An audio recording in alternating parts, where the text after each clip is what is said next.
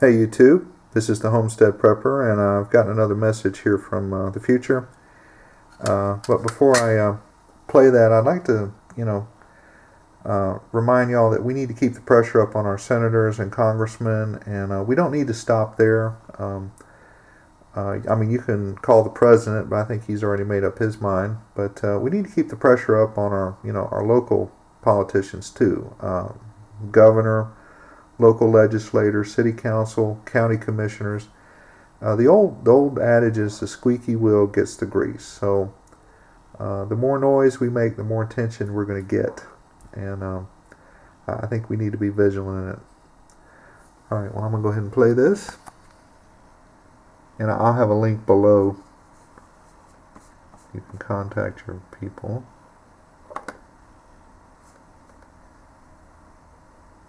This is the Homestead Prepper of the future reporting to the Homestead Prepper of past. And I was able to get another message off to you. And I can't guarantee the accuracy of the information I'm about to give you, because I might be reporting from an alternative reality in a different world line, and there could be as much as a 2 to 3% divergence. So with that being said, I just want to give you my perspective from the future. They say hindsight is 20/20. And what's going on in your time right now is you have the people in government. They are the reason they want to get rid of your guns and your Second Amendment is because they're afraid of you and gun owners, because you are a threat to their power. And you got to realize that these people in our government have more money than most people can spend in 100 lifetimes. And when you have that much money, the only thing left that you fixate on is power. And power is a drug that is consuming them. And the more you get, the more they want. And that's why the founders gave everybody the Second Amendment, so you could fight off a tyrannical government. And they knew human nature is the same then as it is now. And they knew that people would rise up in the government and try to do a takeover. So that's why they're so adamant, and they want to make all these rules. All right, well, enough of that.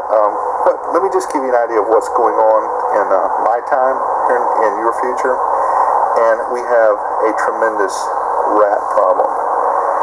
And it's being exacerbated by the government. So if you haven't stocked up on some rat traps, I suggest you stock up on them, because the rats are everywhere. And I mean that figuratively, of course. What is really dirty is the government has gone in the schools and they have told all the children that if you know of your parents, if they have any weapons or friends or family, that you need to report that to an official. And that's your good civic duty, to be a good student and to be a good citizen in the new country here. And what's happened is they went in there and they told the kids that. Of course, they didn't tell the kids to report any abuse, anything inappropriate or nothing like that. They just wanted to report the weapons, And consequently, a lot of kids have turned in their parents, and the parents, they found a weapon there. The parents were summarily executed, and the children became wards of the state. And that's a terrible thing to live with as a child. And they have one boy. They decided to turn him into like a poster child, and he's been on the cover of Time magazine and the New York Times, and he's been on all the media outlets. But on the live TV, he never speaks. He looks kind of like he's drugged, and he always has a spokesman. Now imagine how he feels turning in his parents, and they were killed. And what they're doing is they're broadcasting the executions on national TV. They'll even break in the middle of a ball game to show them. And the anti-gunners, man, they are just loving it. It gives them some special joy in their life to watch these people who are just trying to protect themselves, to watch them die. And it nauseates me and makes me sick, makes me want to vomit. But that's what they're doing. And like I said, the government is really ramping up this thing. And after they did that with the school kids, they went out in the public and they offered a cash reward. And well, the money's changed, so probably, in your dollars, is probably about $100,000 equivalent. And after taxes, the people probably see about 7,000 or 8,000. The rest goes to the government, of course. And you want to talk about the rats coming out of the woodwork. You've got wives turning in their own husbands. You've got friends turning in friends. Family members turning in other family members. If I had any firearms, I wouldn't tell anybody about it, especially if I was hiding them and it was illegal. You think about right now in your time, the rats that you work with, how they'll rat you out for taking 2 minutes long on your break or something. You couple that with a monetary component, and they're just running wild.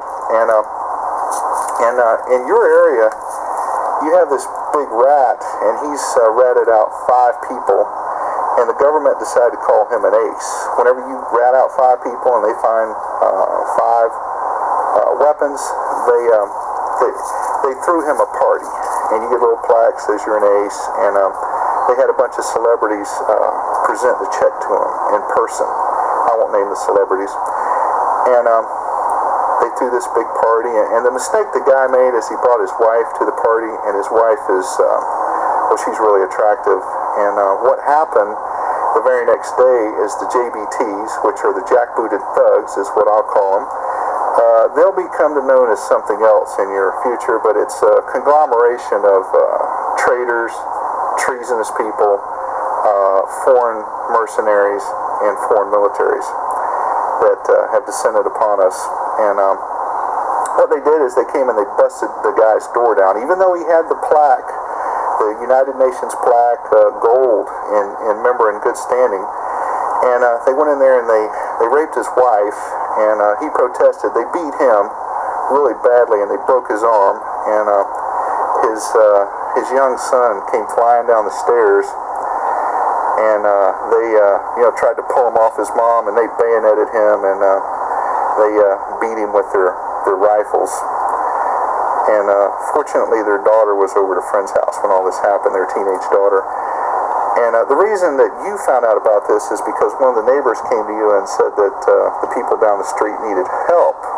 Said the guy down the street needed some help, and when I found out who it was, I said, well, I'm not helping him, And they said, well, it's his son and his wife. So I went down there, and they were told not to call the authorities or ambulance, or what the JBTs would do is come back the next day and kill his wife, and they would rape his daughter, So I went over there, and I couldn't do anything for the son. I looked at him first. He was just too far gone. They were just too brutal with the stabbing, and I don't think a team of trained doctors could have helped him out.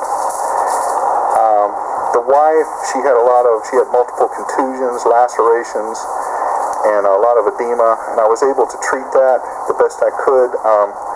Medical supplies are very heavily regulated in my time here in the future. Anyway, I treated her, and all we had to sedate her with was fortunately there was a neighbor who had some moonshine. So we diluted that down with some fruit juice, and she was able to go to sleep and calm down eventually.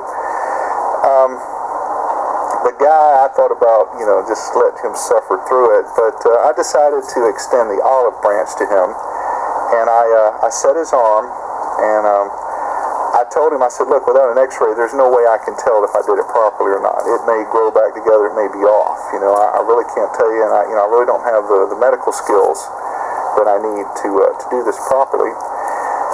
And I treated some of his wounds, and I sent one of the neighbors up to the auto parts store to get some of that fiberglass matting and some Bondo, and I was able to fashion a cast out of that to set his arm, and I made sure that none of the Bondo stuck to his skin, and then I came back with some liquid fiberglass after that dried and reinforced it a little better, and it made an okay cast. But him and his wife and him, they divorced, and she went on to join the Freedom Fighters, and her and her daughter both did, and we'll just say they're known as Black Widows now. And his way to to thank everybody, and his retaliation was to rat out someone else. And it cost some other people their lives. He had been victimized, so he wanted to victimize as many people as he could. And what the freedom fighters did is they planted a gun at his home, and then someone ratted him out. And the old saying is, what comes around goes around. So if you're a rat and you rat people out, that is what could happen to you. So anyway, that's just a little bit of what's going on. This is the homestead prepper of the future. Hey guys, well it's not very pretty, sounds like, in the future. So all I can say is, in closing, is that we need to educate our children not to be political pawns, so they won't be victimized politically or sexually. You need to teach your kids the Constitution. They're probably not going to learn it in school. We also need to teach them to think independently and not just repeat everything they hear, the government tell them. We need to teach them the difference between right and wrong, whistleblower and rat, Now, it takes a lot of courage to come out and be a whistleblower, just like that guy Dotson, who came out against the ATF for that Fast and Furious thing they were doing. That guy put a lot on the line to do that, and that's the right thing to do. That guy Wiggin, who came out about big tobacco, whistleblower. That's what we need. We don't need rats. There's enough of those around already. In our fight here, we need to stay focused. We need to prep accordingly. We need to conduct ourselves with honor and valor. And most importantly, we need to never ever give up. And something else I'm going to add in there is this right here. Our charter says we the people, not we the government. This is the Homestead Prepper out.